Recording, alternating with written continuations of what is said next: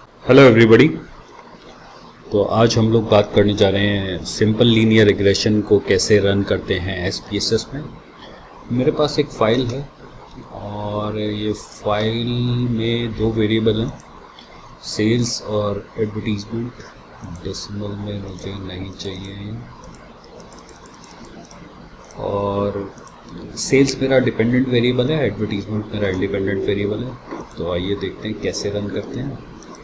Analyse में जाएं, regression, linear regression, sales को डिपेंडेंट में, एडवर्टीजमेंट को इंडिपेंडेंट में।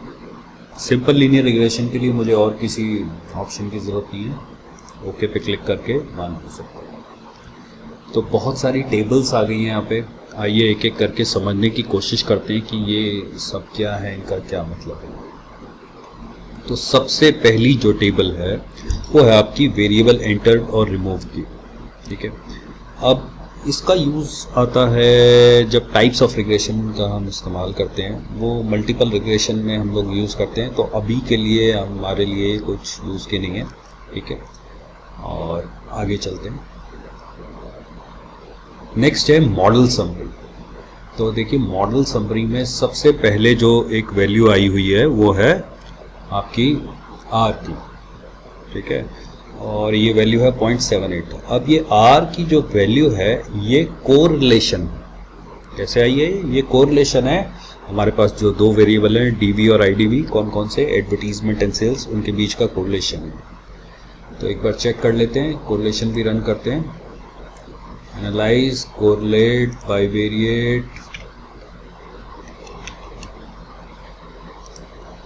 पीयर्सन पे टिक होना चाहिए, टू फ्लैग ये मैं हटा सकता हूँ। ओके, 0.578। तो देखिए यहाँ पे 0.578 आ रहा है। ठीक है, और यहाँ पे बता रहे हैं नीचे कि प्रेडिक्टर्स क्या क्या हैं। एडवर्टाइजिंग, एडवर्ट, और कांस्टेंट, दो चीज़ें यहाँ पे प्रेडिक्ट कर रही हैं। किसको? सेल्स को प्रेडिक्ट करने की कोशिश कर रही हैं। इसके बाद जो नेक्स्ट वैल्यू है वो है आर स्क्वायर की। तो आर स्क्वायर एक बहुत इंपॉर्टेंट स्टैटिस्टिकल वैल्यू है रिग्रेशन के अंदर, चाहे वो मल्टीपल रिग्रेशन हो चाहे वो सिंपल लीनियर रिग्रेशन हो। क्या बताता है हमें आर स्क्वायर? आर स्क्वायर हमें ये बताता है कि हमारा जो मॉडल है वो कितनी वेरिएशन एक्सप्लेन कर रहा है डिपेंडेंट वेरिएबल की। तो अब हमारा जो मॉडल है यहाँ पे उसमें एक इंडिपेंडेंट वेरिएबल है। ठीक है, और वो इंडिपेंडेंट वेरिएबल है आपका एडवर्टाइजिंग। अब ये एडवर्टाइजिंग कितनी वेरिएशन सेल्स में बता रहा है, हमें एक्सप्लेन कर पा रहा है, वो हमें आर स्क्वायर से पता लगता है। ठीक है, तो ये लिखा हुआ है, ये जो वैल्यू है, सॉरी, ये है 0.335। अगर हम इसको 100 से मल्टीप्लाई करेंगे तो ये फिगर परसेंटेज में आ जाएगी, तो 33.5, रफली 33%। तो हम ये कह सकते हैं कि हमारा जो मॉडल है या एडवर्टीजमेंट जो है वो 33% वेरिएशन एक्सप्लेन कर पा रहा है सेल्स में क्यों आ रही है। वो वेरिएशन का मतलब है कि सेल के अंदर ये जो फिगर्स आपकी सेल की चेंज हो रही हैं, 330 से 120, 360, 270, ये क्यों हो रही हैं, ये एक्सप्लेनेशन 33% तो एडवर्टीजमेंट से आ रहा है। बाकी कुछ और चीज़ें हैं 66% के आसपास, 67 या 66% के आसपास, जो हमें बाकी और इंडिपेंडेंट वेरिएबल से मिलेंगे। लेकिन हमने अपने मॉडल में सिर्फ एक ही आईडीवी कंसिडर किया। ठीक है, तो हमें ये 33% एक्सप्लेनेशन एडवर्टीजमेंट से बन रहा है, बाकी एक्सप्लेनेशन हमें अभी तक नहीं पता कहाँ से आ रहा है। ठीक है, अब देखिए आर स्क्वायर का एक फॉर्मूला भी होता है, और आर स्क्वायर का जो फॉर्मूला होता है वो इस अनोवा टेबल से निकल के आता है। ये जो आपका रिग्रेशन है सम ऑफ स्क्वायर्स में, इसको एसएसएम बोलते हैं शॉर्ट फॉर्म में। एसएसएम को जब हम डिवाइड करते हैं एसएसटी से तो हमें ये आर स्क्वायर वाली वैल्यू मिलती है। तो एक बार रन करके देखें एक्सेल में, इक्वल टू, और यहाँ से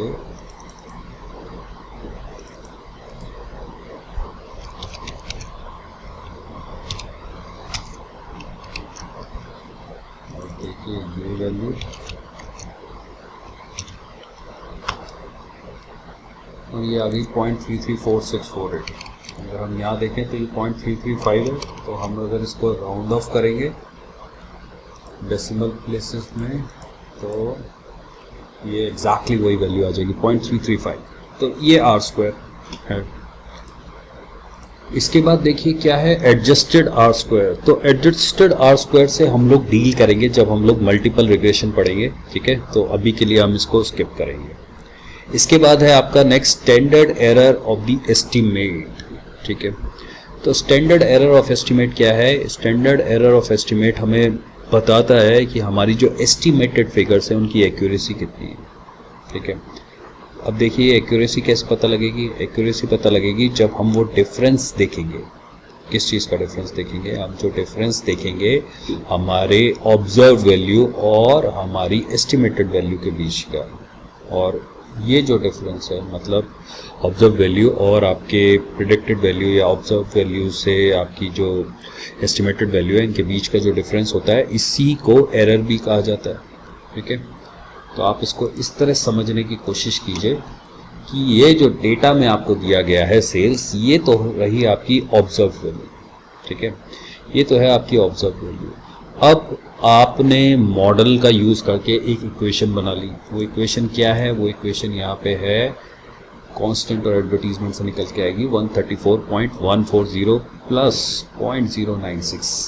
लेक्चर के एंड में मैं बिल्कुल आपको ये एग्जैक्टली समझाऊंगा कि ये इक्वेशन क्या है, ठीक है। तो अभी के लिए आप समझिए constant 134.140 plus 0.096 multiplied bye advertisement, ये आपकी इक्वेशन निकल के आई। जब हम एडवर्टीजमेंट की वैल्यू इसमें नई इक्वेशन में डालेंगे तो हमें एस्टिमेटेड वैल्यू मिलेगी हमारी सेल्स की, और उनके वो जो एस्टिमेटेड वैल्यू हैं और आपकी जो ऑब्जर्व वैल्यूज़ हैं, इनके बीच का डिफरेंस एरर आएगा। अगर इनके बीच का डिफरेंस ज़ीरो हो जाता है तो हम कह सकते हैं कि हमारे मॉडल में एरर ही नहीं है, लेकिन जहाँ प्रेडिक्शन होती है वहाँ थोड़ी बहुत एरर तो आती ही है, ठीक है। तो ये हमें स्टैंडर्ड एरर ऑफ एस्टिमेट से पता लगता है। इसके बाद आती है जी आपकी अनोवा टेबल। अब अनोवा टेबल में को मैंने बहुत अच्छी तरह से समझाया है कि एक वैल्यू, ये regression, residual, total, degree of freedom, mean square, F, statistics, ये कहाँ से आती है, कैसे ये वैल्यू कैलकुलेट होती है, एक और सेपरेट वीडियो में। तो आप चाहें तो वो देख सकते हैं, मैं डिस्क्रिप्शन में इसका लिंक दे दूँगा वीडियो का, ठीक है। और अनोवा पर हमें बता क्या रहा है? अनोवा हमें ये बता रहा है कि हमारा जो डिपेंडेंट वेरिएबल है सेल्स और प्रेडिक्टेड कांस्टेंट एडवर्टीजमेंट, ये जो मॉडल बन रहा है इनसे y = a + bx या y = bo + b1x का, ये क्या सिग्निफिकेंट मॉडल है? ये जो हम वैल्यू प्रेडिक्ट कर रहे हैं रिग्रेशन की, रिग्रेशन कोएफिशिएंट्स की, क्या उनके हिसाब से ये एक अच्छा मॉडल है? तो सिग्निफिकेंस वैल्यू अगर 0.05 से कम है तो मतलब मॉडल अच्छा प्रेडिक्शन कर रहा है, एक अच्छा मॉडल है। तो यहाँ पे हमें अनोवा ने ये बता दिया कि हम जो रिग्रेशन मॉडल की बात कर रहे हैं, जो ये वैल्यूज़ आई हैं, उनके हिसाब से ये एक अच्छा मॉडल है। अब अगली जो बात आती है वो ये है कि अनोवा ने हमें मॉडल के बारे में तो बता दिया, लेकिन इंडिविजुअली नहीं बताया क्या कांस्टेंट अच्छी तरह काम कर रहा है, एडवर्टीजमेंट हमारा आईडी भी अच्छी तरह काम कर रहा है। और इस केस पे तो हमारे पास एक ही इंडिपेंडेंट वेरिएबल है। अगर हम मल्टीपल रिग्रेशन में काम कर रहे होते तो हमारे पास मल्टीपल इंडिपेंडेंट वेरिएबल्स होते। तो कौन सा वेरिएबल प्रेडिक्ट कर पा रहा है, कौन सा नहीं कर पा रहा है, ये हमें कैसे पता लगेगा? ये हमें पता लगता है कोएफिशिएंट से। तो अनोवा टेबल हमें ये नहीं बताती, ये कोएफिशिएंट से पता लगता है। अब अगर आप देखिए तो ये 3-4 पार्ट में डिवाइडेड है कोएफिशिएंट टेबल। सबसे पहले इन्होंने अनस्टैंडर्डाइज कोएफिशिएंट दे दिया जिसमें 2 पार्ट हैं, बी और स्टैंडर्डाइज एरर, ठीक है। फिर है अनस्टैंडर्डाइज कोएफिशिएंट बीटा, और फिर टी, और फिर सिग्निफिकेंस वैल्यू, ठीक है। तो देखिए इससे आने से पहले मैं आपको एक इक्वेशन दिखा देता हूँ रिग्रेशन की, जिसकी अभी हम लोग बात कर रहे थे, उसको एक बार देख लेते हैं।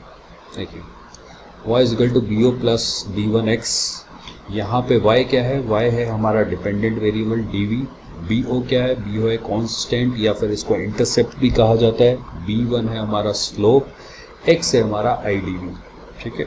ये सारी चीज़ें हो गई। अब यहाँ पे हमें अनस्टैंडर्डाइज कोएफिशिएंट में कुछ b की वैल्यूज आ रही है। ये b वैल्यू और कुछ नहीं है, ये आपकी b और b1 की वैल्यू, ठीक है। कांस्टेंट आपने देखा वहाँ पे लिखा हुआ है, ये कांस्टेंट की वैल्यू है और एडवर्टाइजिंग के सामने जो वैल्यू है ये स्लोप की वैल्यू है। इनको रिग्रेशन कोएफिशिएंट भी कहा जाता है, ठीक है। तो अब हमारे पास क्या आ गया है, अब हमारे पास जो चीज़ें आ गई हैं हमारी इक्वेशन के हिसाब से ये आ गई हैं, ठीक है। तो नेक्स्ट जो है इसमें नेक्स्ट है आपका स्टैंडर्ड एरर। अब स्टैंडर्ड एरर क्या बताता है? स्टैंडर्ड एरर आपको बताता है कि बी वैल्यूज़ जो हैं, ये जो बी वैल्यूज़ हैं ये अक्रॉस डिफरेंट सैंपल्स कितनी सेम रहेंगी या कितनी डिफरेंट होंगी, इस तरह से बताया जा सकता है। अगर स्टैंडर्ड एरर छोटा है तो इसका मतलब ये जो बी वैल्यूज़ हैं ये अक्रॉस डिफरेंट सैंपल्स सेम रहेंगी, ठीक है। और स्टैंडर्ड एरर के बाद है आपका स्टैंडर्डाइज कोएफिशिएंट बीटा। अब इसका भी यूज़ होता है मल्टीपल रिग्रेशन में, लेकिन अभी के लिए आप इतना समझ सकते हैं कि जब हम सिंपल लीनियर रिग्रेशन को यूज़ करते हैं तो स्टैंडर्डाइज कोएफिशिएंट बीटा की वैल्यू जो होती है वो कोरिलेशन वाली होती है दोनों वेरिएबल्स के बीच में। तो ये वैल्यू आपको सेम दिखाई दे रही होगी 0.578 और यहाँ पे भी 0.57, ठीक है। अब आता है आपका टी स्टैटिस्टिक। अभी आपको लग रहा होगा कि ये रिग्रेशन कर रहे हैं, इसमें अनोवा भी आ रहा है, इसमें टी स्टैटिस्टिक्स भी आ रही है, तो ये सब मतलब रिग्रेशन में ये सब क्यों आ रहे हैं? तो देखिए टी स्टैटिस्टिक्स क्या बताती है हमें। यहाँ पे टी टेस्ट यहाँ पे हमें बता रहा है, यहाँ पे नल हाइपोथेसिस टेस्ट कर रहा है जहाँ पे कहा जा रहा है कि बी की वैल्यू जो है वो ज़ीरो है। ये जो बी वैल्यू है ये ज़ीरो है, मतलब ये सिग्निफिकेंट नहीं है।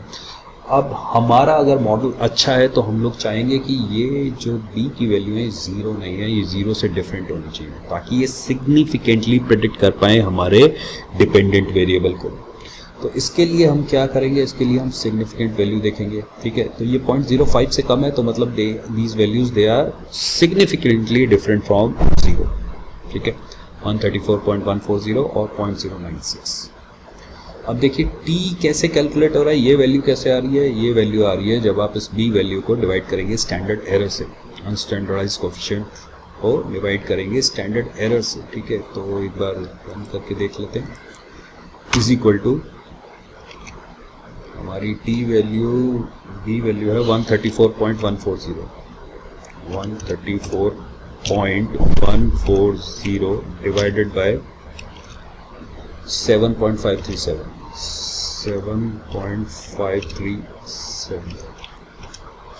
और देखिए ये किया तो 17.79753 आ गया और यहाँ पे वैल्यू है 17.799। तो मैं इसको राउंड ऑफ करता हूँ और 17.798 आ रही है। 0.001 का डिफरेंस आ रहा है। सॉफ्टवेयर टू सॉफ्टवेयर थोड़ी सी कैलकुलेशन में कुछ थोड़ा डिफरेंस आ सकता है, बट ऑलमोस्ट ये सेम वैल्यू है। इसी तरह एडवर्टीजमेंट वाला ये भी कैलकुलेट किया जा सकता है, ये भी वैल्यू आ जाएगी अपनी, ठीक है। तो ये हो गया जो भी आपका यहाँ पे रिजल्ट आया, ठीक है। अभी हम लोग देख लेते हैं ये जो रिग्रेशन इक्वेशन है इससे हमें और क्या पता लग सकता है।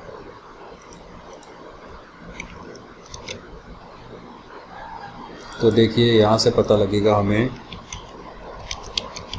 Sales is equal to B O की वैल्यू थी 134.140 प्लस 0.096, ये स्लोप की वैल्यू है, और एडीवीटी एडवर्टाइजिंग समझ लिया। ये हमारी इक्वेशन इस तरह से लिखी जाएगी जहां हमने पहले कांस्टेंट को लिखा, बी ओ कांस्टेंट है, फिर हमने प्लस करके स्लोप को लिखा और एक्स हमारा क्या है इंडिपेंडेंट वेरिएबल और वाई हमारा सेल्स है डिपेंडेंट वेरिएबल, ठीक है।